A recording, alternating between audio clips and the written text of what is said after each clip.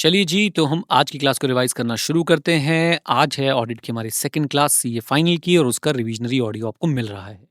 ये रिविज़नरी ऑडियोज़ आपके पास हमारे वेबसाइट पे तो अवेलेबल है ही, आप लोग इसे फ़ेमस ऑडियो प्लेटफ़ॉर्म्स पे जाके भी सुन सकते हैं जैसे कि स्पॉटिफ़ाई, एप्पल पॉडकास्ट एटसेट्रा और वहाँ से आप लोग इनको डाउनलोड भी कर सकते हैं, राइट? एंड येस 5 स्टार्स देना मत भूलिएगा अगर आपको अच्छी लग रही हैं रिवीजन ऑडियोज़ तो, ठीक है ना? चलिए एनीवेज़ तो आज हम लोग शुरुआत कहाँ से करेंगे? 2 छोटी-सी डेफिनिशंस हमने पढ़ी थी दोस्त चाह विद गवर्नेंस एंड मैनेजमेंट की। दोस्त चाह विद गवर्नेंस वो लोग होते हैं जिनकी रिस्पॉन्सिबिलिटी होती है to oversee the strategic direction and they are accountable for and for the entity, right? So strategic direction मतलब कंपनी लॉन्ग रन में क्या करेगी, अकाउंटेबिलिटी मतलब ओवरऑल रिस्पॉन्सिबिलिटी भाई इन्हीं की है, एंटिटी की सक्सेस की, फेलियर की and including the accountability of the financial reporting oversight, right? याद रखिए कि टीसीडब्ल्यूजी में मैनेजमेंट भी आ सकती है क्या? बिल्कुल आ सकती है। मैनेजमेंट जनरली कौन होती है? मैनेजमेंट की डेफिनेशन है वो लोग जिनके पास एग्जीक्यूटिव रिस्पॉन्सिबिलिटी है for conduct of the entities operation. Now let's talk about pre condition for an audit. 3 जगह पे टॉपिक कनेक्ट कर सकता है। ऐसे 200 में प्रीमाइस बन जाता है, 210 में प्री कंडीशंस बन जाती हैं और 700 में जो है ये आपके लिए as the responsibility of management जो है वो बन जाती हैं, राइट? क्या बोलती हैं प्री कंडीशंस? तो सबसे पहले ऑडिटर को अगर मैं 210 का रेफरेंस दूं तो याद रखिए हम कोई भी एंगेजमेंट कंटिन्यू एक्सेप्ट तभी करते हैं जब बेसिस ऑफ परफॉर्मेंस अग्री हो जाता है। बेसिस ऑफ परफॉर्मेंस अग्री करने के लिए one of the condition is pre conditions must be there. Pre conditions establish कैसे करेंगे कि प्री कंडीशंस हैं या नहीं? तो सबसे पहले हम लोग देखते हैं एफआरएफ जो है एक्सेप्टेबल होना चाहिए। एफआरएफ एक्सेप्टेबल होना चाहिए का मतलब क्या है? एफआरएफ एक्सेप्टेबल होना चाहिए का मतलब ये है एफआरएफ फाइनेंशियल रिपोर्टिंग फ्रेमवर्क जो यूज किया है for preparation of financial statement, it must be as per the requirement as per the nature of the entity and if there is a requirement of law and regulation तो वो उसे satisfy करता हो। अच्छा, फिर हम लोग मैनेजमेंट से एक एग्रीमेंट लेंगे that it acknowledge and understand, okay? मानती है और जानती है, acknowledge and understand it's responsibility. ये 3 रिस्पॉन्सिबिलिटीज हैं जो आपको हमेशा याद रखनी है। कौन-कौन सी? पहले शॉर्ट में बोलता हूँ, PPFS as per एएफआरएफ। PPFS as per AFRF यानी कि preparation and presentation of financial statement as per applicable financial reporting framework, ये मैनेजमेंट की रिस्पॉन्सिबिलिटी है। DIMIC, design, implementation and maintenance of internal control, which is required for preparing and presenting the financial statement which are free from material misstatement whether due to fraud and error. So basically internal control भी management की responsibility है। वो internal control जो financial statement को free बनाता हो material misstatement से whether due to fraud और एरर। ओके, अच्छा जी। देन थर्ड पार्ट आता है हमारे पास to provide the auditor, auditor को प्रोवाइड करना। मैनेजमेंट ने क्या किया? ऑल इन्फॉर्मेशन जो मैनेजमेंट को लगता है ज़रूरी है for preparation of financial statements, additional information जो ऑडिटर ने मांगी है for the purpose of audit and साथ-साथ में अनरिस्ट्रिक्टेड एक्सेस दे देना to the persons within the entity जिससे ऑडिटर को लगता है नेसेसरी है ऑडिट एविडेंस ऑब्टेन करना। Unrestricted access to person within the entity from whom auditor determines it necessary to obtain audit evidence. चलिए, अब चलते हैं नेक्स्ट पार्ट पे हम लोग इंटरनल कंट्रोल। इंटरनल कंट्रोल को हम लोग बेसिक एक बार स्टडी करेंगे कि क्या डेफिनेशन है इसकी। So internal control is the process design implemented and maintained by, 3 words हैं, design implementation and maintenance. So design implemented and maintained by TCWG management and other personnel to provide reasonable assurance with respect to 4 things: reliability of financial reporting, effectiveness and efficiency of operation, safeguarding of asset and compliance with law and regulations। Okay, तो ये 4 चीज़ों को लेकर reasonable assurance जो है internal control देता है। Auditor के लिए वो आईसी बहुत ज़्यादा इंपॉर्टेंट होते हैं जो डायरेक्ट इम्पैक्ट डालते हैं फाइनेंशियल रिपोर्टिंग पे। एग्जांपल के तौर पे कंपनी ने एक पॉलिसी बना रखी है कि ड्यूअल ऑथराइजेशन चाहिए for any payment above rupees 50,000। तो फाइनेंस मैनेजर अगर पेमेंट रिलीज़ करना चाहता है 78,000 की तो फाइनेंस मैनेजर और सीएफओ दोनों से अप्रूव करें, राइट? इसका डायरेक्ट इम्पैक्ट आता है फाइनेंशियल रिपोर्टिंग पे। Effectiveness and efficiency of operation, इसका एग्जांपल क्या हो सकता है? फॉर एग्जांपल आपने एक ऑटोमेटेड कंट्रोल लगा रखा है कि बेस्ट सेलिंग प्रोडक्ट का जैसे ही स्टॉक एक पर्टिकुलर लिमिट से ऊपर जाए तो ऑटोमेटिकली परचेज ऑर्डर जनरेट हो जाना चाहिए। Safeguarding of asset, CCTVs and compliance with applicable law and regulation, तो controls with respect to GST compliance आपने बना रखे हैं। एक काफी सिंपल सा कंट्रोल हमने क्लास में डिस्कस किया था, 3 वे मैच, राइट? तो पेमेंट से पहले अकाउंट्स डिपार्टमेंट जो है वो 3 डॉक्यूमेंट वेरीफाई करता है, उसी के बाद जो पेमेंट रिलीज करता है, जिसमें आता है purchase order, goods receive note and invoice from supplier, right?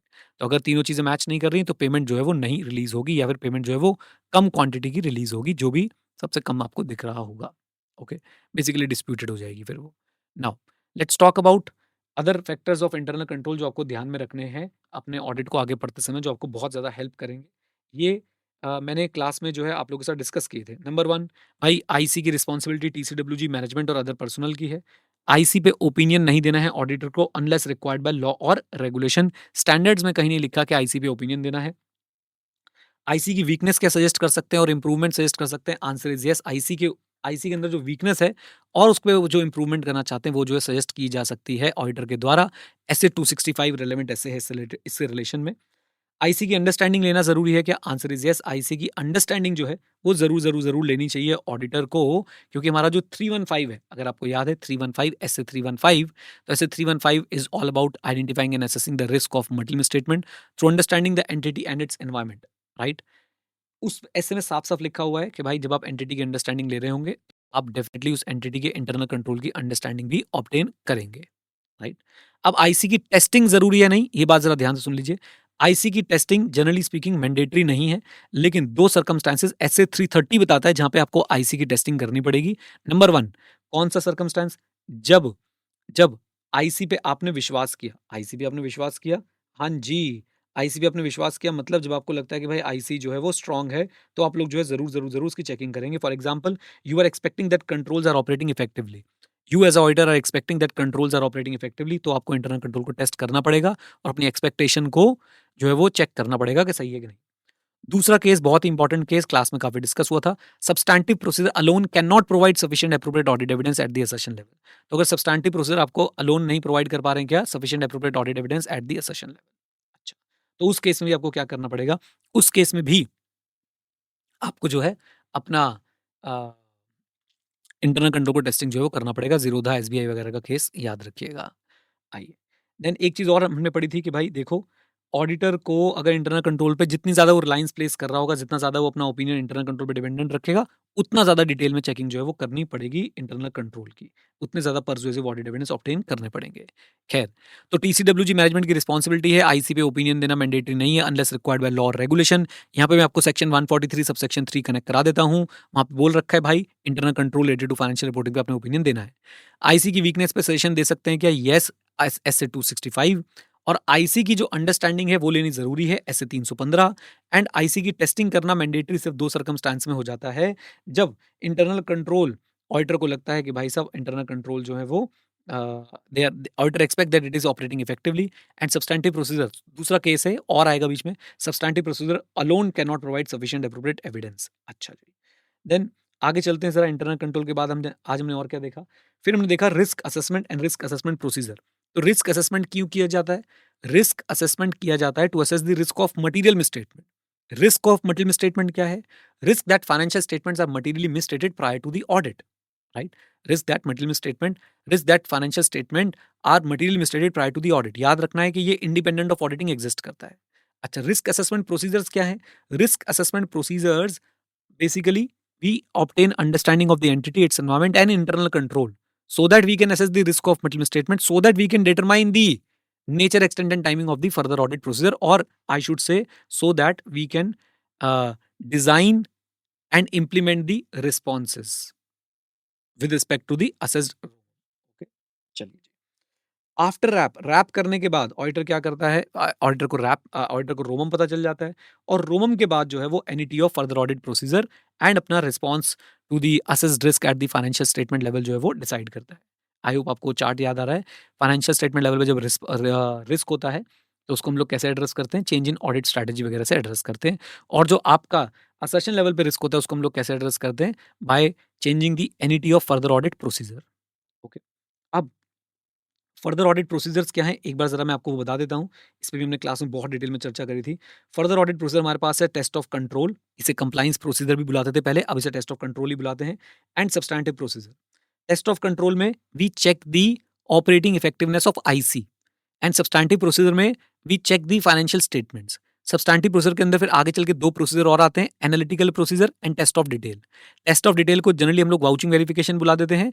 अगर आप लोग साउथ दिल्ली, साउथ बॉम्बे में तो it is test of details and in this we check assertions, right? तो असर्शंस को चेक करते हैं और असर्शंस को हमने 3 कैटेगरी में डिवाइड कर रखा है, account balance, transaction, presentation and disclosure, right? तो मेजर तो हमारे पास ये चीज़ें हैं जो हमने देखनी है। इसको हम डिटेल में हम लोग देखेंगे आने वाले चैप्टर्स में। रिस्क असेसमेंट 315 में डील किया जाता है and response to the assessed risk जो है आपका SA 330 में डील किया जाता है। SA 315 का नाम क्या है? IA रोमम identifying and assessing the risk of middle statement through understanding the entity and its environment. Okay, risk assessment से आपको सफिशिएंट एप्रोप्रिएट ऑडिट एविडेंस नहीं मिलते हैं, आप रिस्क असेसमेंट प्रोसीजर के बेसिस पे अपना ओपिनियन नहीं दे सकते हैं, लेकिन ये हर फाइनेंशियल स्टेटमेंट ऑडिट में जो है वो रिक्वायर्ड होंगे। अच्छा, रोमम पता लगने के बाद मैं आपको बता रहा था कि एनईटी ऑफ फैप पता चल जाता है, तो फर्दर ऑडिट प्रोसीजर बेसिकली क्या है? ये आपके response to the assess risk है एट असर्शन लेवल। ओके, अब ये फर्दर ऑडिट प्रोसीजर के अंदर क्या आता है? टेस्ट ऑफ कंट्रोल आता है और सब्सटैंटिव प्रोसीजर आता है। पहले जरा इसको समझ लीजिए। टेस्ट ऑफ कंट्रोल में हम ऑपरेटिंग इफेक्टिवनेस देखते हैं कंट्रोल्स की, कि कंट्रोल ढंग से काम कर रहा है कि नहीं कर रहा है। Operating effectiveness in preventing, detecting and correcting the misstatement. Okay, and याद रखें कि हम टेस्ट ऑफ कंट्रोल कब परफॉर्म करते हैं? वही 2 रीजन। नंबर 1, जब ऑडिटर को एक्सपेक्टेशन थी कि auditor expected that controls are operating effectively, और substantive procedure alone can not provide sufficient appropriate audit evidence at the assertion level.